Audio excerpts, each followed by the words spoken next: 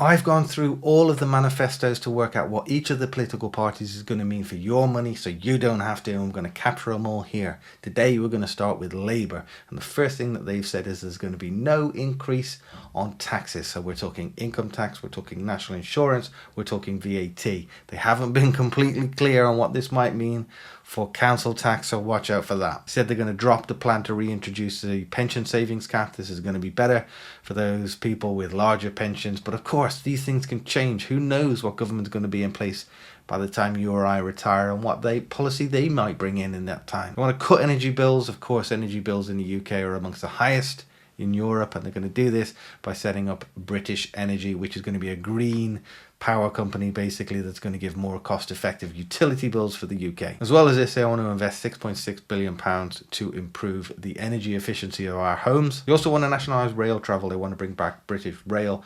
Rail travel in the UK is, again, one of the most expensive it is in Europe, so nationalising it, they believe they're going to be able to bring the price down. 1.5 million new additional homes, and they also say they're going to get first buyers to get the opportunity to buy those homes before they get sold off to foreign investment. We want to introduce a mortgage guarantee scheme for buyers, first-time buyers looking to try and get on the market, try and get reduced mortgage rates and easier for them to get on that first run. 18 to 21 year olds, they want to give a youth guarantee. This is either going to be training or apprenticeship or help to get started in their first job. Want to ban 0 hours contracts. I think that's a really good idea. 6,500 new teachers, 13,000 new police or PCSO officers. Free breakfast clubs in every primary school. Personally, I think that's good. It would have worked for me. It means that you can get off to work earlier. It means if you haven't got childcare arrangements, it can be a bloody nightmare. Also, the cost of childcare is ridiculous. We'll come on to that in a minute.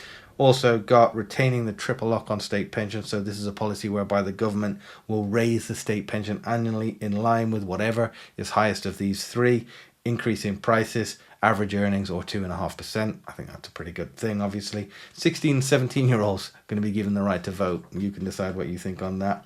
Renters are going to be protected with no-fault evictions, and they're going to be able to challenge against unreasonable rent hikes as well. So it is difficult to rent at the moment. There's a lot of people actually leaving buy-to-let schemes as well. People that have got less than 2 or 3 properties, it's not viable for them to do anymore. Renters are struggling. Everyone's struggling in this area in reality. You also want to ban any new leasehold flats and unaffordable ground rent charges. They want to get rid of those as well. 30 hours of free childcare. Of course, this is a Tory policy in its own right, but they want to adopt it as well. This is what we were talking about earlier. In order to do those 30 hours of free childcare, they want to open an additional 3,000 nurseries across the UK. Genuine living wage for all. It's a bit ambiguous. I'm not necessarily sure what that means. They're hinting at a pension reform, so we'll see what that looks like. They are talking about retaining the British ISA. Now, this is a good thing, I think. So this is an additional £5,000 that you can invest into only British companies on top of your £20,000 ISA allocation.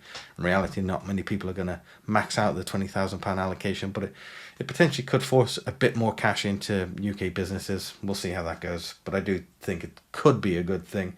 And trying to invest more towards green assets, or trying to influence more people to invest towards green assets. So this is the Labour manifesto. Let me know what your thoughts are on this.